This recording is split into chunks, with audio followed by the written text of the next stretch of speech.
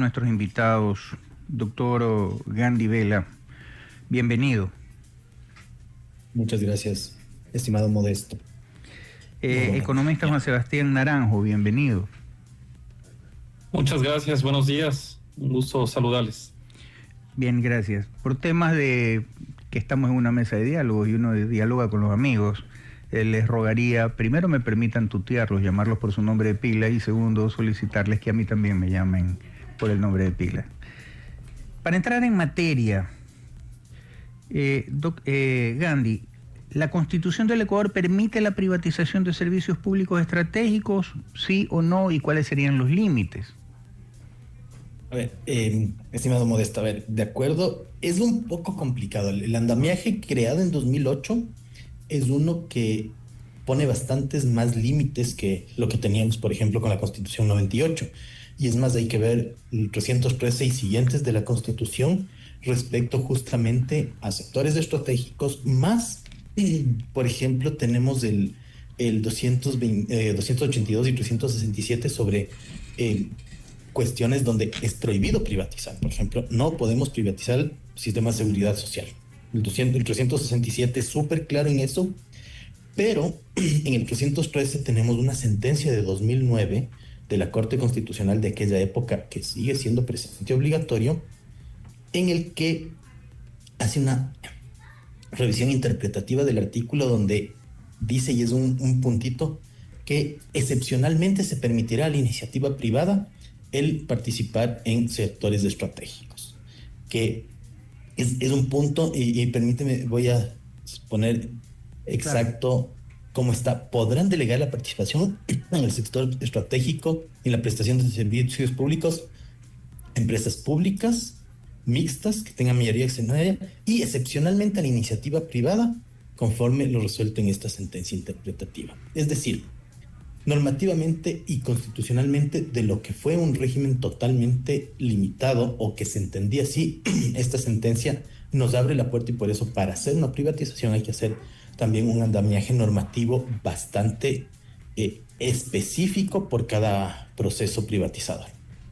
Sí, pero simple y llanamente, y esto por favor para Juan Sebastián, hemos visto el fracaso que han sido las empresas estatales.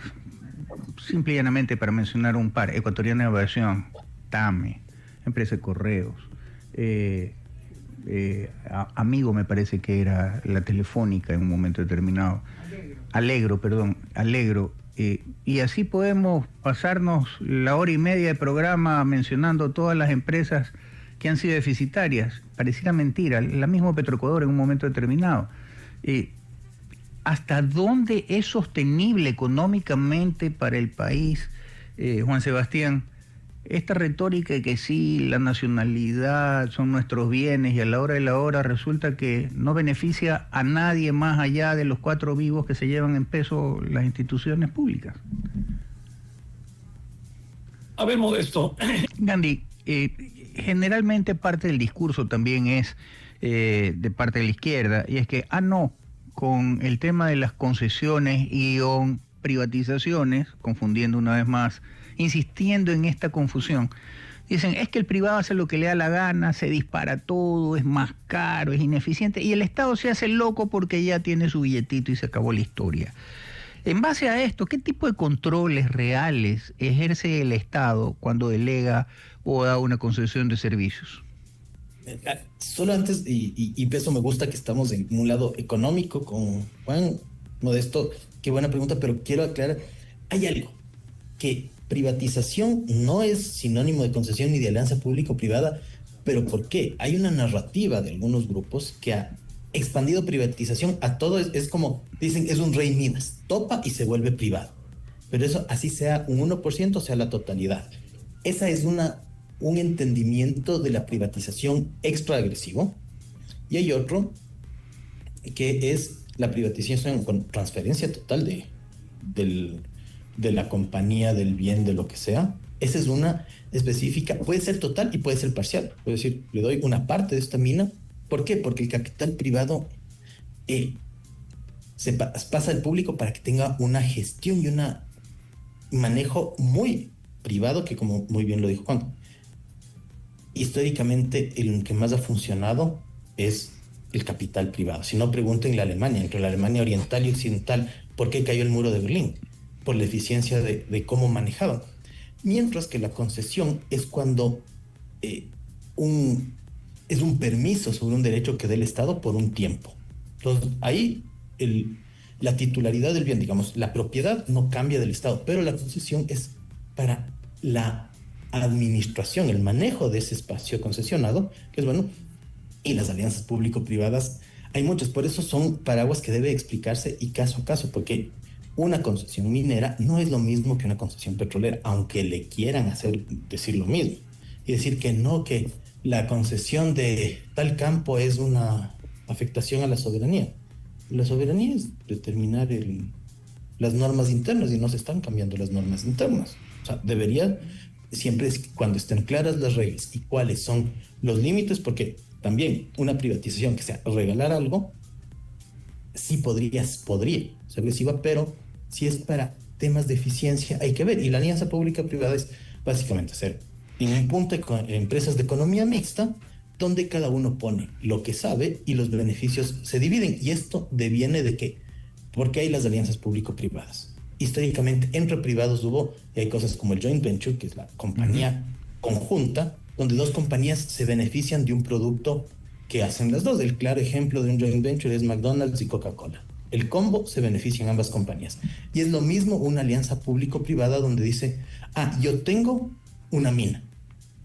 Yo no puedo explotarla. Si hay una alianza público-privada, puedo hacer que alguien que sí sabe de minas, no estoy generando una burocracia dorada o un sindicalismo ineficiente, y se pone a explotar y ganamos acorde al contrato que nos genera. Gandhi, disculpa que te interrumpa, cabría el ejemplo de las camaroneras que están en zona de playa y bahía, en las que las compañías camaroneras pagan al Estado, ¿no verdad?, por la concesión de zona de playa y bahía, una cantidad determinada anual. Al fin y al cabo, las tierras son del Estado, el Estado cobra su rentita y el que produce es el privado, y nadie me va a decir que el negocio camaronero es malo. Se ha superado inclusive muchas veces al petrolero y al bananero en ocasiones. Ese es un ejemplo perfecto, porque la camaronera no puede, bajo nuestra legislación, no se puede enajenar la playa. O sea, el mar es del Estado, pero esa concesión permite el tener el acceso al mar, la toma de agua y todo lo que hacen. Pero obviamente el grupo camaronero, que sea el que administra, no va a querer ni despilfarrar, dañar fondos, y siempre y cuando, al respecto, ahora que también, porque sí hay una diferencia de los inicios de los 90 ahora, el control ambiental es mejor, es un punto de ganar-ganar. Se está fortaleciendo la empresa, las exportaciones, y con, como decía, la mejora ambiental, también hasta se cuida la naturaleza, que si no hay eso, es mucho peor deforestar. Además que ya nos dirá también Juan Sebastián, es ganar, porque el Estado cobra por el tema de la concesión de zona de playa y bahía, cobra por la utilización del agua, ¿no verdad?, de acuerdo al tema del recurso del agua, cuánta agua bombea, etcétera, etcétera. Cobra por el tema del combustible cuando es generada la generación eléctrica por combustible. Cobra impuestos cuando se venden los camarones. O sea, es ganar. Y el público gana. Yo no sé cómo se puede no ver aquello. Y eso me gustaría que Juan Sebastián nos lo pueda explicar de mejor manera, también estableciendo cuál ha sido el impacto positivo, no solo en el Ecuador, sino en otros países, con la privatización. Solo veamos el tema eléctrico, energético. Colombia tiene empresas privadas de generación eléctrica que inclusive estaban dispuestas a vendernos a nosotros en la época del problema eléctrico kilovatios. Entonces, ¿cómo ser más ciego que el mismo ciego? Eso, por favor, al retornar del corte comercial, mi estimado Juan Sebastián. Las palabras de Juan Sebastián. La Constitución del 2008, supremamente garantista. Esto de que es una constitución de derechos por sobre el derecho, en resumidas cuentas, que además tiene más derechos que obligaciones. Esto ha traído una debacle realmente, que es lo que ha permitido que la impunidad impere, que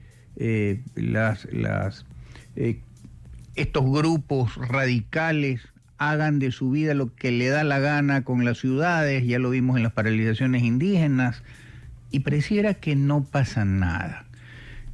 Al respecto, Gandhi, ¿no crees que es mejor retornar a una constitución de derecho, de la norma, la que rige, la que tiene Estados Unidos, la que tiene Colombia, la que tiene Alemania, etcétera?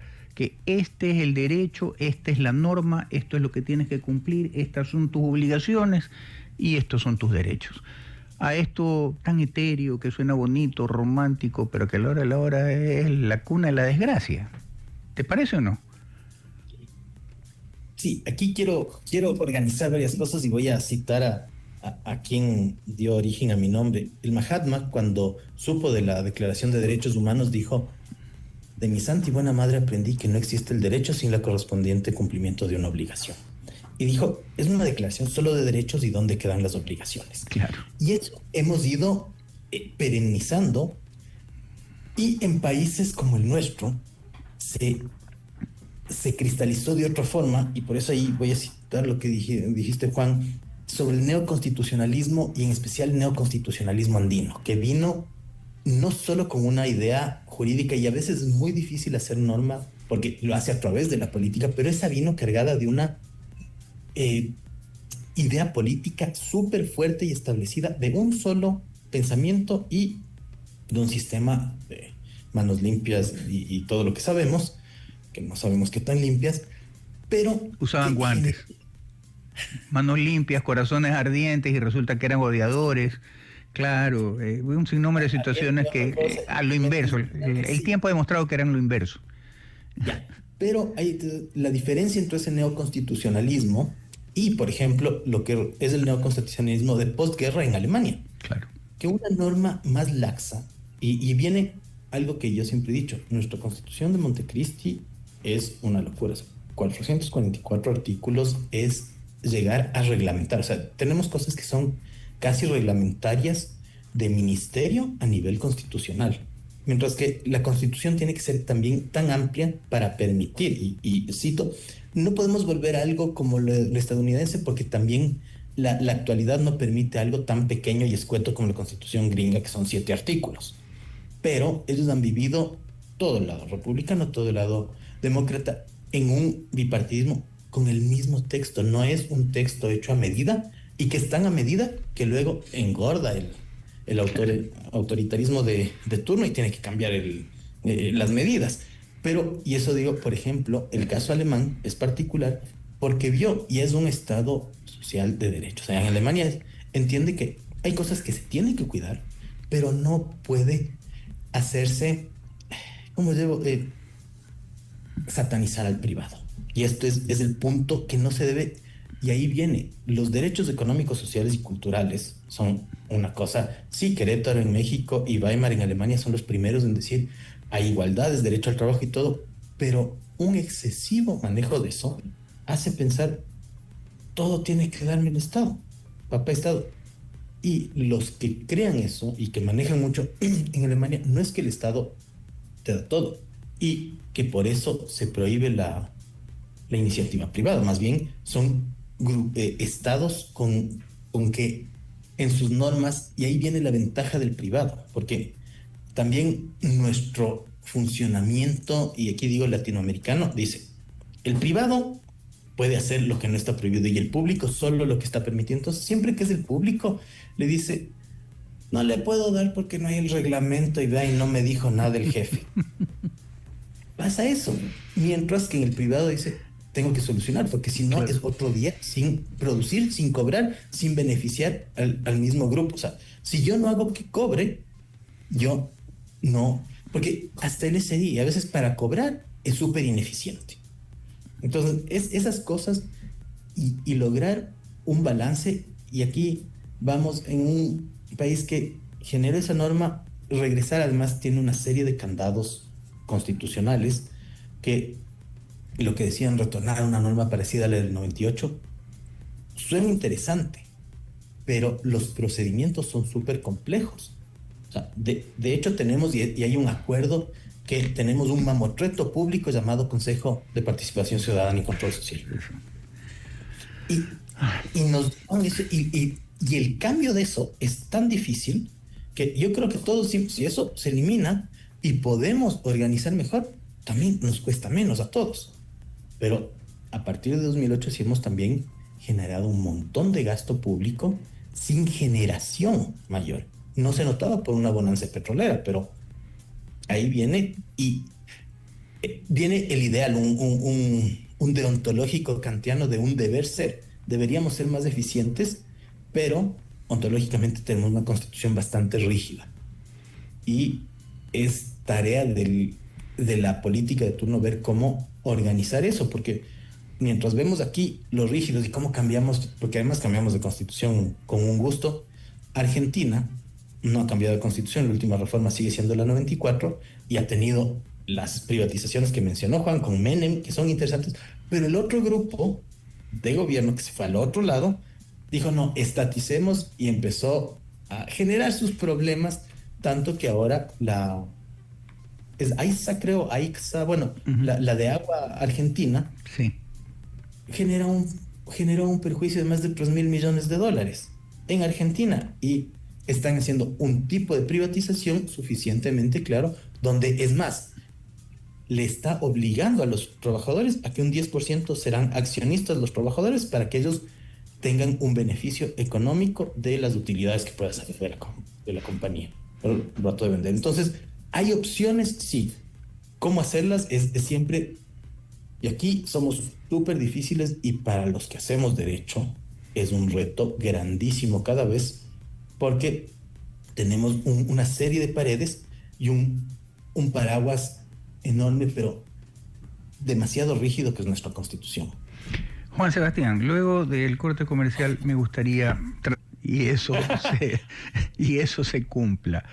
Bien, Gandhi, luego del corte, por favor, para que nos expliques una vez más, para que la gente entienda con manzanas, el hecho de que no perdemos soberanía con alianzas público-privadas y no perdemos...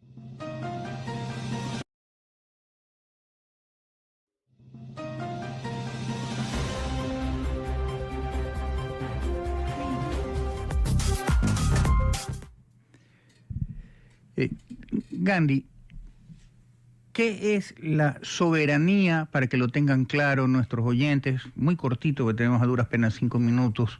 Y para concluir, ¿y cuál sería tu recomendación si con la soberanía, si se atenta contra la soberanía con aquellas alianzas público-privadas o con las concesiones, y si son beneficiosas o no estas alianzas? ¿Estás muteado? Ah, ya, perdón. No, perdón. El clásico de la soberanía desde la Revolución Francesa y antes que nos dan es el poder independiente y supremo que tiene el Estado para dos cosas: gobernarse y tomar decisiones. Y hay una soberanía externa e interna. Entonces, siempre se dan la idea y golpes de pecho de que perdemos soberanía. Y aquí, antes de entrar a lo de las alianzas, voy a ser claro lo que pasó con la base militar de la FAE en Manta. Nos afecta la soberanía cuando ni siquiera la base era una base estadounidense insertada y que estaba cerrada. Era la misma base de la FAE, operada por la FAE, que permitía repostaje y manejo de aeronaves estadounidenses. ¿Y en qué afectaba la soberanía? La soberanía siempre es de esa decisión que tiene el Estado. Entonces, el Estado seguía siendo independiente, supremo. Obviamente no podemos decir que haya una soberanía aislacionista, o también muchas veces de estos grupos la soberanía es direccionada, porque la soberanía para lo que dicen el tío Sam tan grave, pero si me viene de otro lado es buenísimo, o si vendo en exceso de precio o con precio malo para nosotros, va bien. La soberanía es esa capacidad de nosotros tener esa decisión. Y las alianzas público-privadas, ¿cómo van a afectar la soberanía si es que, uno, tanto en concesión, en alianzas, el Estado sigue teniendo el manejo de normas? O sea, yo doy claramente qué leyes son, y la soberanía también me permite dar, claro, esta organización, y voy a vincular con lo que dijo Juan. que sea seguro, que permita tanto al extranjero como al propio, porque ¿cuál es el miedo del nacional y del extranjero de invertir? Que me cambien las reglas. Es como el miedo que tiene el prestamista. ¿Qué pasó? Hay una deuda ilegítima y no vamos a pagar. Nadie te vuelve a prestar. Claro. Y es lo mismo que... Y no nos volvieron a prestar por un buen tiempo. Y vas al Y aquí- chunquero y sales perdiendo. y sales perdiendo. En cambio, la otra es, tú necesitas armar seguridad jurídica para que como Estado tengas credibilidad y esa seguridad jurídica le da las reglas claras al que está poniendo, al que se está jugando, al ecuatoriano que dice, yo voy a invertir en mi país, y al extranjero que dice, aquí veo una oportunidad para jugar mi plata. Yo no soy alguien que... Entonces la soberanía no se ve afectada en estos procesos que... y ese es el problema, la privatización, como decía, en ese sentido amplio, dicen, es regalar un sector estratégico a alguien. Y entendiendo en el macro sería, no, porque por ejemplo una concesión es mantener la propiedad para el propio Estado, porque son, pero la administración, el Estado tiene un rol fiscalizador, más no administrativo. El Estado es bueno controlando, cuando el Estado es eficiente, obviamente. Y ahí estaría súper bien. Si me O en permites, apuestas Gandhi, públicas. ¿valdría la comparación de que si tú eres propietario de un local comercial y lo arriendas a alguien que va a poner una tienda, lo que sea? Hombre, tú no has perdido la propiedad, ¿no verdad? Tú eres el Estado, no has perdido la propiedad y tu inquilino, ¿no verdad? Tu arrendatario es el que está trabajando y parte de su ganancia te la está pagando con la renta. ¿Es más o menos parecido o no? En sentido laxo, sí, sería muy parecido. Y además, hay algo bastante parecido. ¿Yo por qué lo arriendo? Porque no tengo la capacidad de poner una tienda en esas condiciones. ¿Qué pasa si yo tengo un espacio donde puede funcionar un supermercado, pero no tengo la capacidad ni los contactos ni nada? Es mejor concesionar y dar una forma, y a veces es mejor que el arriendo, dices, hay una línea base y por cada excedente me da un porcentaje. Claro. Y eso es una ventaja de motivación, pero cuando se dice esas cosas, hay muchos que dicen, no, es que ahí debe haber alguna trampa, y más bien es súper útil, es decir, me da a partir de esto el 2%. Al otro le conviene producir más y el 2% no es un costo tan alto y es un costo acorde a sus ganancias. Entonces, sí, Tenemos un ese es minuto, Gandhi, disculpa que te moleste, te interrumpa. Sí. ¿Cuál sería tu recomendación? A ver, mi recomendación, y veo también con buenos ojos, lo primero, que economía y derecho y en general el Estado no debemos estar separados. O sea, no es que el uno reaccione al otro.